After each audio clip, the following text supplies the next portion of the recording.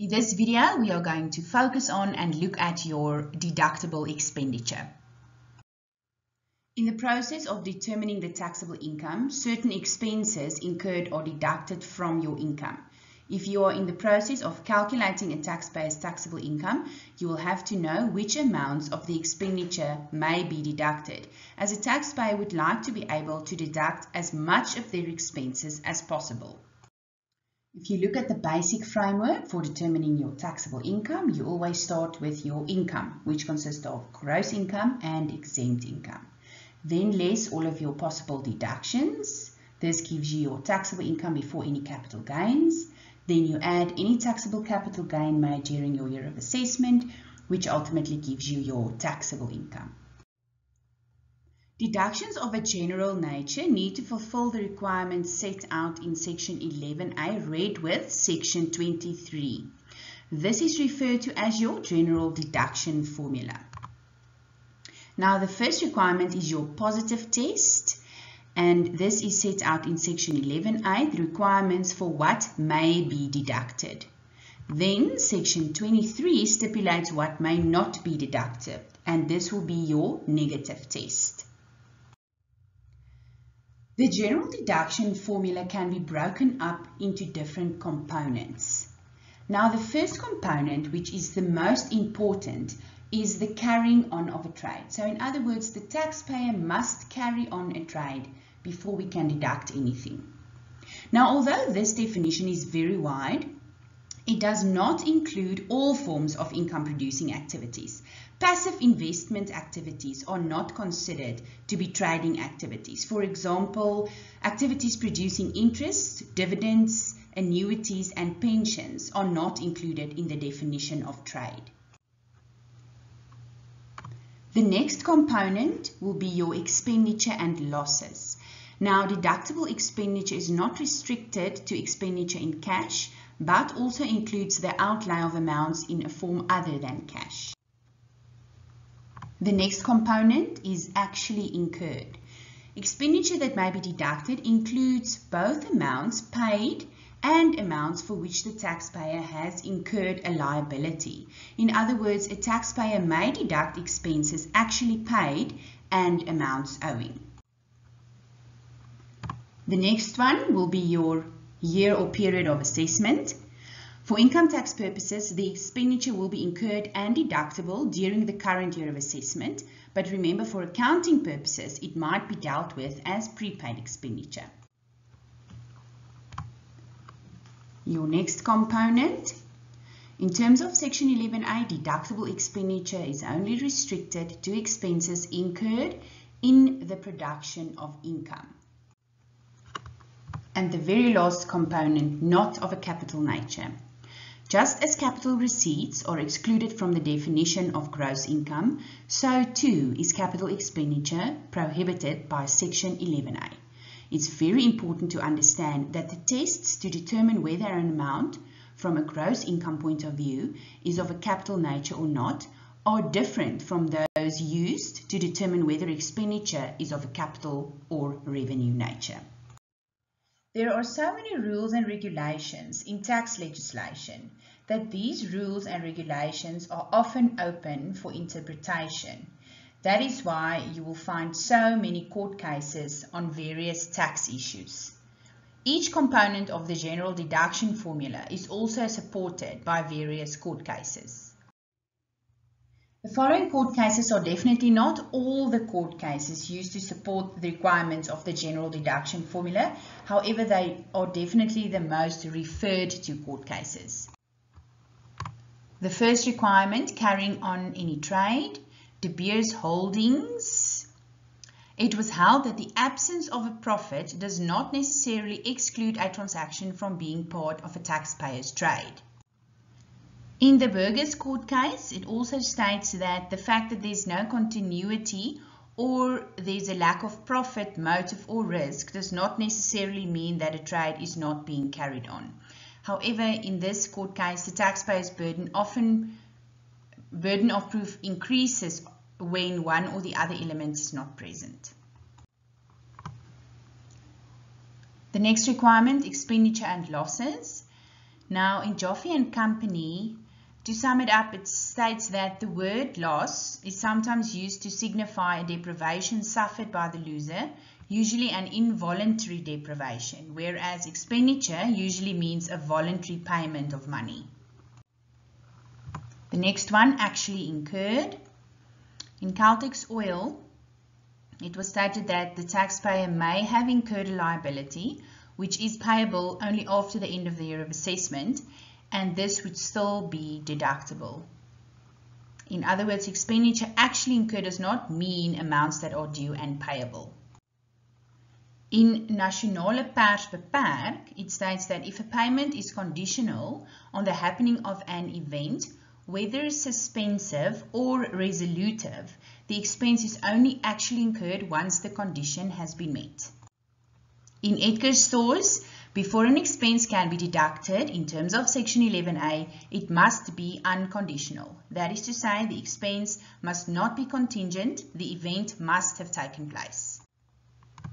The next one, in the production of income. In Port Elizabeth Electric Tramway, the so-called inevitable concomitant or the closely connected test was performed. Now, firstly, it's required that the purpose of the expenditure must be established. Next, it should be determined whether the task was necessary and whether an expected or foreseeable risk was attached to that task. Thus, it should be asked whether the expense is so closely connected with the income earned that it may be regarded as part of the cost of performing it. In Joffe, the compensation paid is disallowed as a deduction if the negligent action is not a necessary concomitant of the trading operations. In Sub Nigel Limited, Section 11A does not require that claimable expenditure must have produced income in the same year it was incurred. And then in the BP South Africa case, the principle that was established in the PE Electric Tramways case, that the purpose of the expenditure must be looked at to determine whether such expenditure produces income, is confirmed. And the last one, not of a capital nature. Now, it was said in Sub Nigel that it is impossible to give a definition of what is expenditure of a non-capital nature, which will act as a touchstone in deciding all possible cases. In new state areas, the expenditure is to be regarded as part of the cost of performing income earning operations, or as part of the cost of establishing or improving or adding to the income earning structure, the so-called operations versus structure test. The other tests used for assistance in deciding the matter were the fixed versus floating capital test, the test to establish whether there was any enduring benefit or permanent asset created by the expenditure. And the last one, Gen and Company, it was stated that one of the matters to be taken into consideration is the closeness of the connection of the expenditure to the income producing structure as against the closeness of the connection to the income earning operations. The courts have established certain tests or norms that are of assistance when determining the capital or revenue nature of a specific type or class of expenditure. The first one is, what is the true nature of the transaction? Now, the true nature is a matter of fact, and the purpose of the expenditure is an important factor. If it is incurred for the purpose of acquiring a capital asset for the business, it is capital expenditure, even if it is paid in annual installments.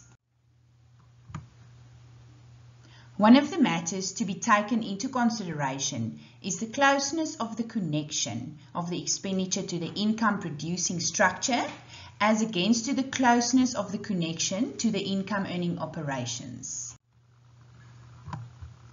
Another test the courts have developed is whether the expenditure was incurred in order to bring into existence an asset or advantage for the enduring benefit of the trade. Fixed or floating capital. When the capital employed in a business is frequently changing its form from money to goods and vice versa, and this is done for the purpose of making a profit, then the capital so employed is floating capital. The expenditure of a capital nature, the deduction of which is prohibited, is expenditure of a fixed capital nature. Then we have the once and for all expenditure. The opinion was expressed that capital expenditure is a thing that's going to be spent once and for all, while income expenditure is a thing that's going to recur every year. What is the nature of the business carried on? The nature of the business a taxpayer is engaged in may determine whether an expenditure or loss is deductible. And then lastly, it has also been held that there is no halfway house between capital and income. However, in a specific court case, the court sanctioned the apportionment of income between a capital and a non-capital element. The apportionment of expenditure between capital and revenue should therefore also be possible, but the matter is as yet not tested. In terms of Section 23, certain deductions are prohibited despite them sometimes complying with all the requirements for deduction under Section 11A. First one we are going to look at, taxpayer maintenance. This is your Section 23A.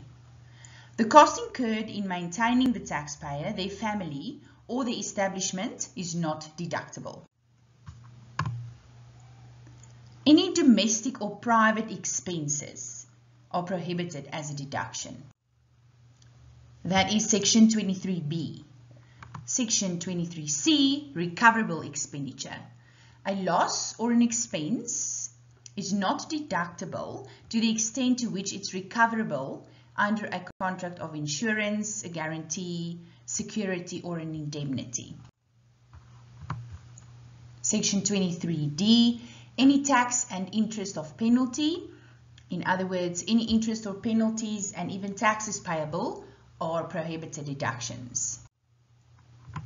Section 23E, transfers to reserves. Income carried over to a reserve fund or capitalized in any way is not allowed as a deduction for tax purposes. Section 23F, expenses incurred in respect of income that are exempt from tax are not allowed as a deduction. And Section 23G, non-trade expenditure. Section 23G contains the so-called negative test of the general deduction formula that should be read with Section 11A to determine whether an expense may be deducted from income. It provides that to the extent that monies were not laid out or expended for purposes of trade, the expense is not deductible. Section 23H, interest that might have been made on a capital employed in trade, that is to say notional interest, is not deductible. Section 23I, an expenditure, loss or allowance is not deductible to the extent that the expenditure, loss or allowance is claimed as a deduction from a retirement fund lump sum benefit. Section 23K, expenses incurred by a labour broker or a personal service provider is prohibited as a deduction. Section 23L, an expense incurred in respect of the payment made for a restraint of trade is prohibited unless it qualifies for a deduction provided for in Section 11CA. Expenses, losses or allowances that relates to employment of or an office held by a person that derives remuneration is not prohibited as deductions. In terms of paragraph M, only the following expenses for salaried persons can be deducted: contributions to pension, provident or retirement annuity funds, legal expenses, wear and tear allowances, bad debts, doubtful debt allowances, an amount paid back by an employee on which they were taxed, restraint of trade payments, rent, repairs or expenses in connection with a dwelling house or domestic premises. Section 23O, unlawful activities. No deduction is allowed for fines, bribes, unlawful kickbacks or penalties due to unlawful activities.